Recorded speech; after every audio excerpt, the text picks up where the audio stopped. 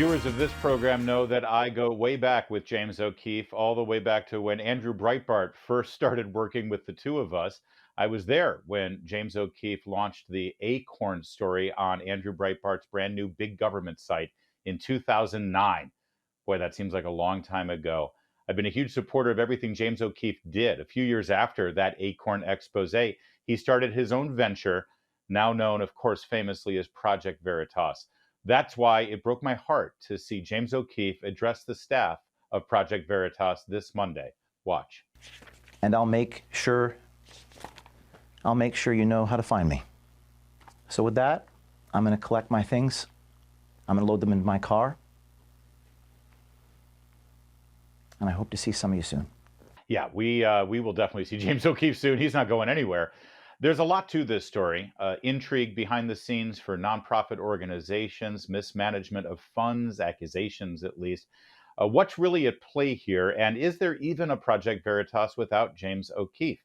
Joining us right now to delve into some of those things is Francisco Gonzalez. He's the CEO of Fearless Journeys. But for the purpose of this conversation, the most important thing on your resume, sir, is that you were the original chair of Project Veritas in its infancy, going back to 2014. Thanks for joining us on this. Thank you so much. And actually going back 2014 is when I left the board. So actually when we started the organization in 2010, I was the chairman of the board the first 4 years of the organization's history. And, I just listened to you, Brian, talk about your history with James and how far back you go. I go back to 2004. I was working for an organization called ISI at the time. We were helping young student journalists on various campuses. And I got a newspaper that James had submitted when he started the Rutgers Centurion. And we had a great connection there. And we met up in 2005 and have been close friends ever since. By the way, just so everybody knows, they might not know the story about James, but when he was at Rutgers, he protested the fact that they were selling Lucky Charms at the cafeteria because he said that it was offensive to his Irish heritage. And the college actually acquiesced and they took Lucky Charms off. He was just trying to make an absurd point. And they actually said, oh, you're right. This is offensive, this leprechaun. I remember when he did that, and to me, it was mind-blowing to actually see somebody use video in that way. That was his first, concept of using an undercover video to kind of take the left on with its own, silliness, right? They no matter how that person reacted, they were going to be exposed as doing something kind of stupid. So this was the first early genius of James O'Keefe using the video in that manner, and it just kind of shows you his creativity in doing that. I agree. That's why I think my late friend and mentor, Andrew Breitbart, was drawn to the audacity of the work that he did on the Acorn project. And of course, once he started Project Veritas, with your help, that's where he kind of exploded. So let's get to the crux of this. First of all, I saw a statement from the Project Veritas board that's been put out there saying that Project Veritas will thrive without James O'Keefe. I've compared this to how Apple did without Steve Jobs. There is no Project Veritas without James O'Keefe. Well, what are they smoking over there? Yeah, I don't know what's going on over there, but you're right. There's no Project Veritas without James O'Keefe, especially not without his blessing. When we started the organization in 2010, I remember having conversations with James and saying, one day we need this organization to be able to exist without you. But that would only exist without him had he, had a succession plan and given his blessing to somebody else. But if the board thinks they're going to sort of like boot him out of there or at least force him to resign, then there's all the people that he has gained in following, all the supporters, all the activists, all the readers, all the Americans that follow his work are going to follow James O'Keefe. And they just saw what Project Veritas is doing to him in this manner and the way they're treating him. And people are not going to stick with Project Veritas. And it's really just a sad thing to see. You work with young entrepreneurs on a regular basis, and obviously something about his talent and his vision drew you to him early on, so much so that you took on the responsibility of being chair of the board.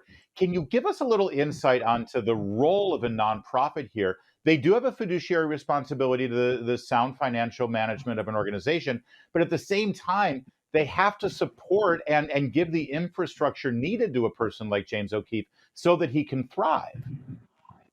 Yeah, and look, I'm not there now. I don't know all the dealings, right? So For Yeah. all I know, I actually did talk to one board member, current board member at Project Veritas, and this person was pretty convinced that they didn't like some of the way James was using money from their perspective. Not sure that's true, but what I told them was this: you guys need to figure that out. You need to figure that out between you and James, because this organization will not exist without James. So I said, short of James committing a crime, which I don't believe is the case here, there's no project. Project Veritas cannot exist and tell me that he has, that you guys can go on without him and think you're Right. still going to get that kind of support. So yes, they do have a fiduciary responsibility to their supporters. I also tell them, look at the results of James O'Keefe. Not only, I mean, there is no organization in America, not in the conservative movement, not in media, in anything, in the last 10 to 12 years that has had the amazing impact on delivering exposés, going inside government entities, going inside media entities. Just exposing all these things. I always tell James, I've stepped outside the organization in 2014. I left voluntarily, and really, but I always tell him, when I know the impact of your stories is when I see people who I either don't know or don't know that I have any association with you or Project Veritas start talking about them, and the most recent one, Pfizer, this was everywhere. This was blowing up everywhere. And James, I told James actually when we started Project Veritas in 2010. In fact, I told him before he started it in 2009 when he did the Acorn investigation. And I saw all the sudden attention he was getting. He went from being a nobody to being like at least recognizable among activists. And I said, James, I'm just going to tell you something. You're never going to do anything as big as Acorn investigation ever again. I was saying that as a compliment. I thought it was so huge what he did. For 40 years, people tried to take down Acorn, tried to expose Acorn. Nobody could do it. Him and Hannah Giles did it with a few $100s. And as James likes to say, his grandmother's chinchilla coat, right? So, I said, but this is so huge. I was trying to give him a compliment, but over the years, he has just impressed me over Yeah. and over and over again. I've now given up in telling him you're never going to do anything bigger than this. So Yeah, I think you I'm took going that to as a give up once challenge. again. Francisco, I think you took it as a challenge. That's how you get the best out of somebody, right? Well, you can't outdo this. And James said, watch me. So where does he go from here? And honestly, listen, to be honest, and I like James and he's a friend, but if you told me that he wasn't the best manager of a huge staff and a huge budget, I'd say, well, yeah, that's not his forte. He shouldn't be managing people. He should be doing his thing with his creative juices, and he should have good managers at his disposal who can actually do the hard work of managing his staff. So where does he go? And is that what he should do? Should he identify people who can do those things that maybe he's not best at?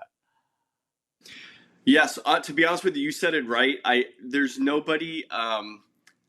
James is a creative genius, but yeah, look, I think he would even admit he's never been the greatest manager of people. He's never been the greatest organizer. With that said, he's definitely much improved in that category. I remember 5 or 6 years ago, actually going and visiting Project Veritas headquarters, and I was waiting for him. I got there a little early. He was still finishing work. And I sat there and I watched him go from his office and talk to his assistant, and she's bringing him notes and he's on phone calls. And I actually, when he walked out of there, I said, James, I don't know what happened, but you became a CEO. I never thought I'd ever see this. And the amount of things James is managing, over 65 staff, $22 million in revenue, hundreds of donors, thousands of supporters, not to mention the public attention and fame he's gotten. And yet, you know what? I've known this guy for 18 years. There's not an ounce of him and his heart that has changed. We love to go. We've gone on some vacations together. We've gone to Peru and Greece and sailed on his boat. And when you get James to just relax for a few days, he's just the same guy. He loves reading books. In fact, today, he even sent me a book a link to a book that he just recently read. So Wow. we have a lot of these exchanges, and he's just so focused on his work and his craft. And yet, so where does he go from here? I think he's going to go wherever he wants to go from here, and people will follow him. That's for sure. Where the future is James O'Keefe, not whatever's left of Project Veritas. That's for sure. Thanks for giving us this insight, Francisco Gonzalez. We're out of time, and we'll follow up as soon as we hear from James ourselves. Keep it here on O'Connor Tonight.